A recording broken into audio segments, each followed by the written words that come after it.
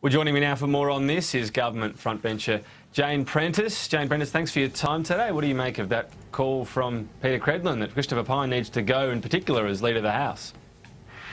Well, Tom, I think at the end of the day, we all need to stop talking about ourselves.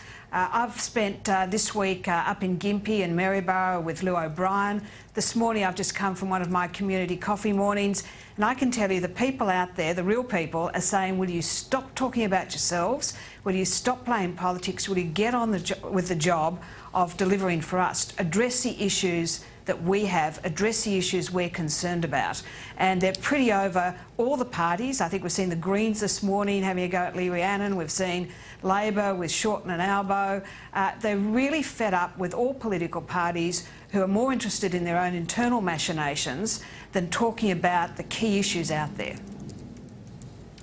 Does that message extend then to, for example, Conservative MPs talking to journalists saying that Christopher Pyne needs to go? This feeds into the disunity, doesn't it? It certainly does, and that message goes to all my colleagues who think that what they think is more important than what their voters and the people of Australia think. And that's the point. We're not connecting, and that goes for all political parties at the moment, we're not connecting to the real people, the voters, the mums and dads out there, the small businesses who are saying, come on, stop talking about yourselves, start talking about the issues for Australia. And we're delivering. This is the sad part. We're doing so much that we're not talking about, that we're not promoting, because we're getting distracted by this self-absorption. We will get to a bit of policy in a moment, but I suppose does that extend as well? And what makes you, well, does it concern you that you've had this dinner where someone there has decided to record it and to leak it as well? What does that speak to? Well, yeah, I mean, days have changed when you can have, I don't know that it was a dinner, I think it was just a drinks party, but which is problematic in itself.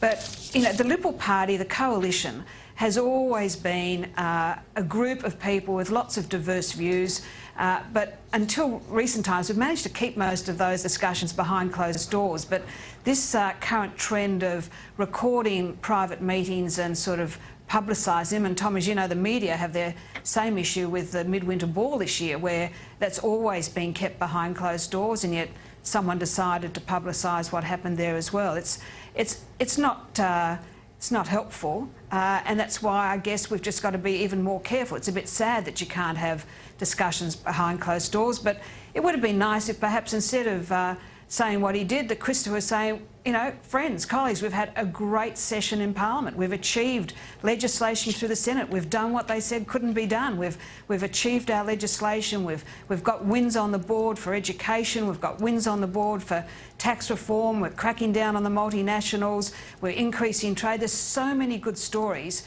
that we should be promoting, and yet, you know, some of our colleagues are talking about themselves. And just on the policy that arose out of this on same-sex marriage, George Christensen, of course, crossed the floor over penalty rates. Do you think that makes a case for Liberal MPs to cross the floor over same-sex marriage? Well, at the end of the day, we have a policy. The coalition has an agreed policy, which is a plebiscite, and we need to stop talking about it. We need to stop talking about issues that are not front and centre, that aren't supporting the economy, issues that are a side distraction from the key economic necessities of the day. There are people out there in the aged care sector who have some real challenges. There are people in my area in disability who have some real challenges. There's small businesses who are doing great things but perhaps need regulation cuts. And so just on that, because I'm about to get to a couple of policies, but just finally on that, does that mean that the people planning a private member's bill and a plan to cross the floor, that should be just put off, at least for now? Yes, my message to them is you need to get out and talk to your voters, because they're saying to me, because I get out and talk to them, is get on with what government should be doing. You need to get on with the big issues of the day, with helping business, with helping the mums and dads. I just wanted to ask you, while we get time, former board member of the Reserve Bank, John Edwards, has spoken about rate hikes, impending rate hikes. He says there could be 8 over 2 years to bring us out of that emergency level. Do you think the economy can handle that? Well, Tom, I heard that this morning, and that's an amazing thing to say, predicting that it's going to happen, I guess. Clearly there are some people who would be happy to see more than a very low return on their investments.